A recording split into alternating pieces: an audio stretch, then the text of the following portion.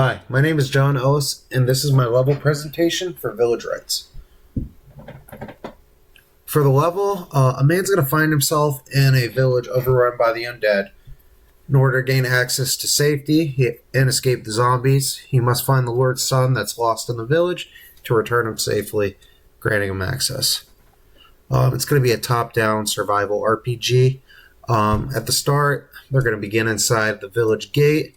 And there's going to be zombies banging on the gate, preventing their backtrack. Main objective is to find the Lord's son. We got 3 different paths. There's an overlook of the village gate. Players can stop the zombie horde from entering the city by setting the horde on fire. Path 2, there's some. It's the village housing district. There's some villagers that are trying to survive the zombies, and they'll give the player a reward of a new weapon. And then path 3 is the village market. There's also a wall there that can be knocked down to create a quicker path from the village market to the housing district to reach the gate to avoid zombies. For the main objective, return the Lord's son to safety.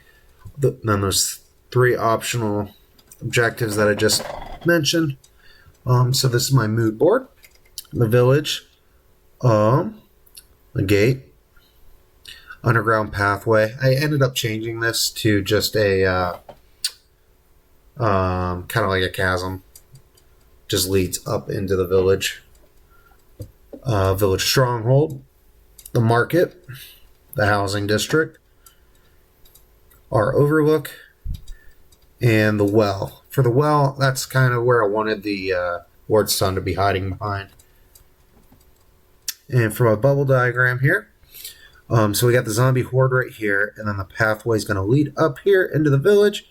For the stronghold, I actually moved that right next to the where the pathway leads up, so that way the player will have to engage with finding a weapon and talking to the guards there to find out what their objective is. Then that'll lead right into the village market, and if they decide to keep going further, they'll have the housing district and the village overlook. Here we have the top-down map. So they come right through here, pop out, and instead of this being here, it is just right here. But then we have the zombies here, here, and here, and got our houses, and here's our overlook, and we can see the zombies there. Lord's son is hiding behind the well here, and we have our wall knock over, as shown right here. We got our villagers, and we have the thing to burn down the zombies.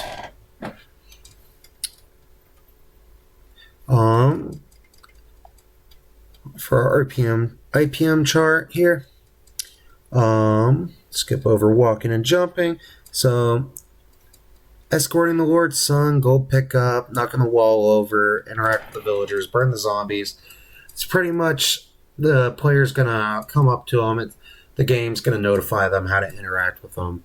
So there's not too much introductory or middle ground that needs to be set in place. The players should be able to figure it out as soon as they reach those objectives.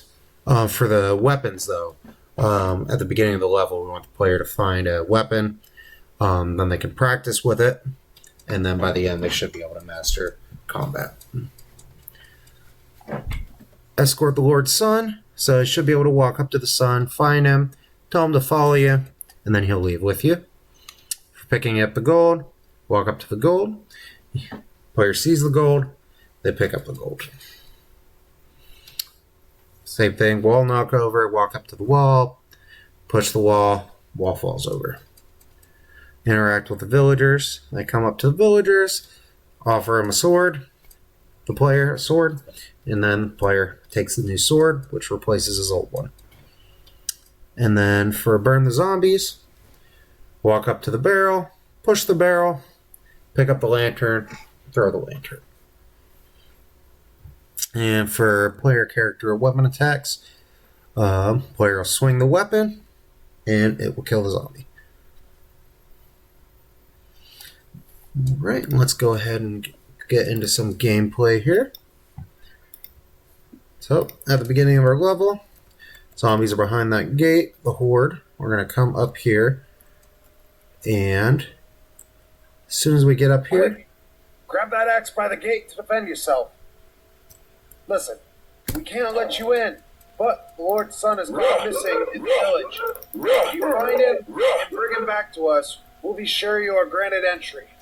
So, we just got our information for our objective, and we just got granted our weapon. So now we have 3 different paths, just like in the in my breakdown. So, first path, we're going to go over here to burn the zombie horde. And here's our overlook. So we're going to come up here, clear these zombies out. So for all of our interactable objects, the player will get notified when they get a little bit closer. They could see a star above them, or in the case of gold coins, it'll be a coin. Walk up to it, tells you to press E to interact with them. All of my interactable objects function this way. So interact with the barrel. Barrel tips over, pours oil onto the zombies. Interact with the lantern, and then we interact with it again and throw the lantern on the zombies, setting them on fire. And then here's our combat. Alright, now we're going to move over to the next section here, which is the housing district. And take out a couple more zombies. Take the sword, it might be of use. Now we're going to hop over the fence, take our new weapon. Now we have a sword instead of an axe. It deals more damage to the zombies. Alright, now let's go ahead and move forward over here into the market district. See, there's much more zombies here. Take them out before they spot us, so we don't lose as much health. There we go. And then here is our wall that we can knock over. Boom. Alright. Now we're going to come up on the Lord's son. He's hiding back here behind the wall. Please, sir, can you help me? And we're going to go ahead and interact with him. Tell him to follow us, and he's going to follow us through. And then we're going to go back to the village gate here to end the level. And then at the bottom right here, I went ahead and tracked how long the level takes for players to complete or fail. And then I made a checklist to see what different objectives they completed, how many times they picked up the gold, how many enemies were killed, what their health was at the end of the level. This can tell me a lot of information about changes that can be made to help add more playability for a wider range of players. Such as I've learned through testing that I should add either health pickups or different ways to heal.